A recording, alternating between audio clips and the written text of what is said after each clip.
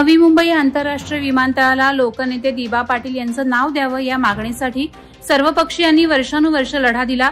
आंदोलनं, मोर्चे, बैठका आणि लाखो भूमिपुत्रांचा उत्स्फूर्त सहभाग यामुळे या आंदोलनाला व्यापक पाठिंबा मिळाला।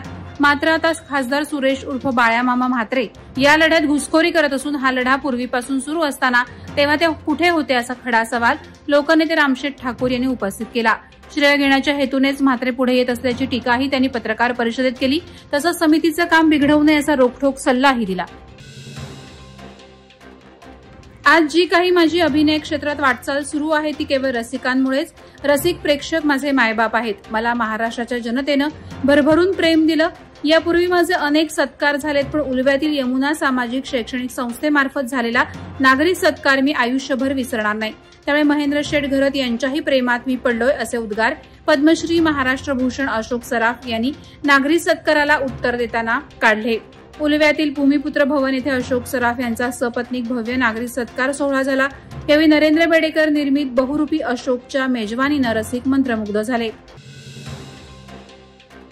उरण तालुक्यात खुलेआम खारफुटीच्या जंगलांची कत्तल करून खासगी व्यावसायिकांना गोदाम उभारणीसाठी शासकीय प्रशासन परवानगी देत आहे। मात्र उरणकरांच्या आरोग्याच्या दृष्टीने अतिशय महत्त्वपूर्ण असलेल्या सेवेपैकी सुसज्ज उपजिल्हा रुग्णालय उभारण्यासाठी सिडकोच्या बोकडविरा परिसरात मंजूर झालेल्या भूखंडावरील 100 खाटाचे उपजिल्हा रुग्णालय उभारण्यासाठी परवानगी शासकीय प्रशासन देत नसल्याची माहिती सूत्रांकडून मिळत असल्याने जनमानसात आश्चर्य व्यक्त केलं जात आहे। रायगड जिल्ह्यातील आदिवासी कातकरी समाज बांधव आरक्षणाच्या मुद्द्यावर लढा उभारतोय। राजीपचे माजी समाज कल्याण सभापती तथा शिवसेना नेते दिलीप भोईर उर्फ छोटम शेठ यांच्या नेतृत्वात आरक्षण बचावासाठी जिल्हाधिकारी कार्यालयावर विराट मोर्चा काढण्यात आला। यावेळी अनुसूचित जमाती प्रवर्गात बंजारा, वंजारी, धनगर अथवा अन्य समाजाचा समावेश करू नये आणि अनुसूचित जमाती प्रवर्गात सध्या समाविष्ट असलेल्या जाती जमाती व्यतिरिक्त अन्य कोणत्याही जाती जमातींना आरक्षण देऊ नये, अन्यथा राज्यव्यापी मोर्चा काढणार असल्याचा इशारा दिलीप भोईर यांनी दिला।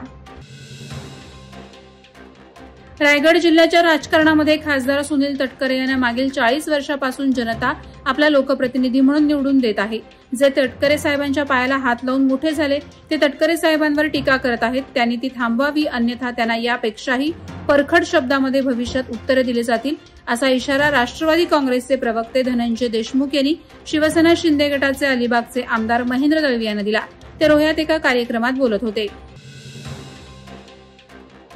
रायगड जिल्ह्याच्या पोलीस अधीक्षक आंचल दलाल यांनी पेण येथील श्री अंबिका माता गरबा उत्सवात हजेरी लावून नागरिकांचं लक्ष वेधलं।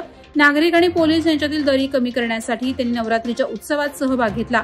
अंबिका मंदिरात त्यांनी जनतेशी चर्चा करून त्यांच्या समस्या जाणून घेतल्या। त्यांनी आपलं दालन सर्वांसाठी खुलं असल्याचं सांगितलं। यावेळी पेण विभागीय पोलीस उपअधीक्षक जालिंदर नालकुल, पोलीस निरीक्षक संदीप बागुल, वाहतूक पोलीस निरीक्षक अभिजित भुजबळ आणि उपनिरीक्षक निलेश राजपूत उपस्थित होते। श्री छत्रपती शिवाजी महाराजांचा आदर्श डोळ्यासमोर ठेवून त्यांचे विचार आणि कार्याचा प्रसार आणि प्रचार करणाऱ्या श्री छत्रपती शिवाजी महाराज सामाजिक संस्थेच्या माध्यमातून विविध क्षेत्रात कार्यरत 9 महिलांचा नवदुर्गा पुरस्कारानं सन्मान करण्यात आला। रँकर्स अकॅडमी, कोपरोली चौक, उरण येथे हा सोहळा मोठ्या उत्साहात संपन्न झाला। कार्यक्रमाची प्रस्तावना संस्थेचे कार्याध्यक्ष विठ्ठल ममताबदे यांनी केली। यावेळी समिधा म्हात्रे, डॉ जागृती म्हात्रे, तृप्ती भोईर, हेमांगी म्हात्रे, निर्मला म्हात्रे, हर्षा ठाकूर, अॅडव्होकेट माधवी पाटील, निर्मला घरत, अपर्णा म्हात्रे या नवदुर्गांचा सत्कार करण्यात आला। माथेरान डोंगरदरीतील खोंडा आदिवासी गावाकडे जाणारी पायवाट मुसळधार पावसामुळे भूस्खलनात लुप्त झाली। गावाकडे उतरणारी लोखंडी शिडीही खराब झाली। खोंडा गावातील आदिवासींची उपजीविका माथेरानवर अवलंबून आहे, परंतु सद्यस्थितीत त्यांचा प्रवास जीवघेणा बनलाय। प्रशासन या समस्येकडे लक्ष देणार का असा प्रश्न आदिवासींनी उपस्थित केलाय। पायवाट आणि शिडीच्या दुरुस्तीसाठी तातडीनं उपाययोजना आवश्यक आहेत। स्थानिक आदिवासींना सुरक्षित प्रवासाची सुविधा मिळावी यासाठी प्रशासनानं त्वरित पावलं उचलावीत अशी मागणी होत आहे। रोहा तालुकास्तरीय शालेय कबड्डी स्पर्धा सानेगाव आश्रमशाळेत 26-27 सप्टेंबर रोजी उत्साहात संपन्न झाल्या। 19 वर्षीय वयोगटात कोकण एज्युकेशन सोसायटीच्या SP जैन ज्युनियर कॉलेजच्या मुलांनी द.ग. तटकरे कनिष्ठ महाविद्यालय कोलाड यांना तर मुलींनी सानेगाव आश्रमशाळेच्या संघाला पराभूत करून विजेतेपद पटकावलं। दोन्ही संघांची जिल्हास्तरीय स्पर्धेसाठी निवड झाली।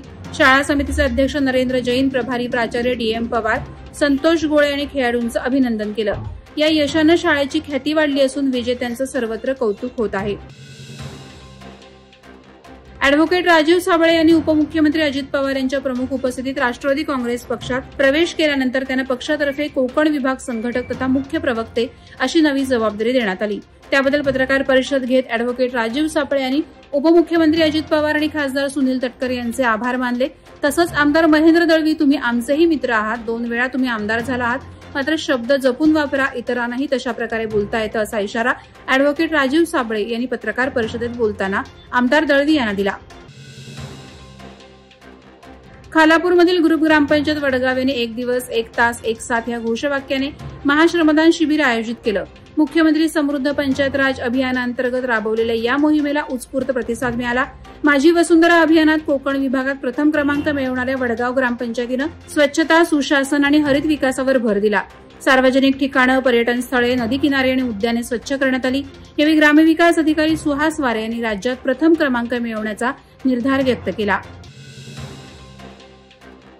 घरची देवी स्वस्थ तर परिवार स्वस्थ, त्यामुळे नवरात्रीच्या उपासनेबरोबरच घरच्या देवीची काळजी घेणं आवश्यक आहे असे उद्गार चौक ग्रामीण रुग्णालयाच्या वैद्यकीय अधीक्षक डॉ. सविता कालेल यांनी काढले।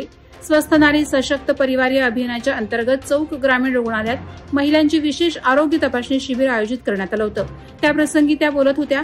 या अभियानांतर्गत महिलांसाठी विशेष आरोग्य तपासणी शिबिरं आणि मार्गदर्शन कार्यक्रम चौक ग्रामीण रुग्णालयात आयोजित करण्यात आले होते।